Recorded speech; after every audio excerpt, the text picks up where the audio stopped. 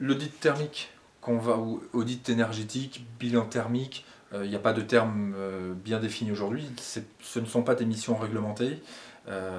L'objectif de cette intervention, c'est de faire un état des lieux de ce que l'on a dans le bâti, la qualité, la performance des isolations sur les murs, sur les plafonds, la performance des menuiseries d'un côté, donc tout ce qui est l'enveloppe du bâtiment, et d'un autre côté tout ce qui va être la performance des équipements que l'on va relever, les radiateurs, la présence ou pas de robinet thermostatique, très important, la ventilation et le type de ventilation que l'on a.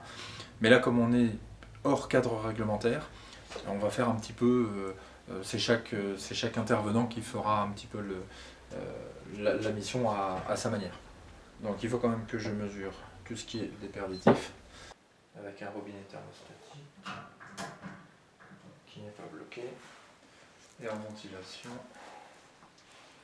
on a une aération. Donc là, j'ouvre, je regarde les joints.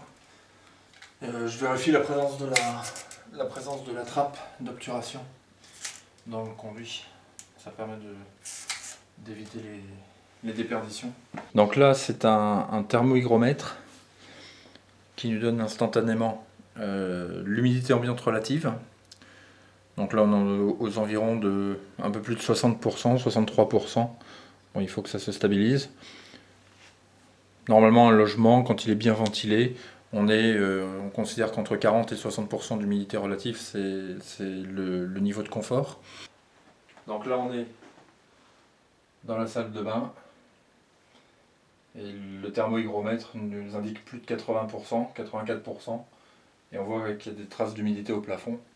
Donc ça confirme il faut que l'on traite ici la qualité, le renouvellement de l'air pour avoir une hygrométrie confortable et pour éviter les pathologies liées à un défaut de ventilation.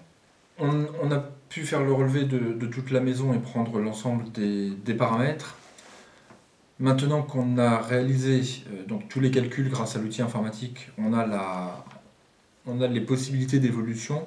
Ici, sur le chantier de rénovation sur lequel on part d'une situation où on est sur une épave thermique, on est à plus de 370 kg d'énergie primaire par mètre carré par an, pour une facture annuelle de un peu plus de 3 000 €. Et on se rend compte donc avec les recommandations de travaux que je propose, qui sont certes pour un budget important, 32 000 €, mais ça peut être financé par l'éco-PTZ, on va pouvoir réduire de façon absolument significative la performance énergétique et la consommation, puisqu'on va atteindre un niveau qui va être meilleur que le niveau du neuf. Donc les travaux recommandés sont bien évidemment la mise en place d'une ventilation mécanique performante, la mise en place d'un programmateur. Ici, on va pouvoir aussi également envisager la mise en place d'une pompe à chaleur géothermique, ce qui va nous permettre également de réduire de façon significative la quantité de gaz à effet de serre. Donc là, on est vraiment sur un chantier où il y a tout intérêt à faire les travaux sans trop tarder, parce qu'en plus, les conditions aujourd'hui fiscales sont certainement plus incitatives et plus favorables que ce que l'on aura dans les années futures.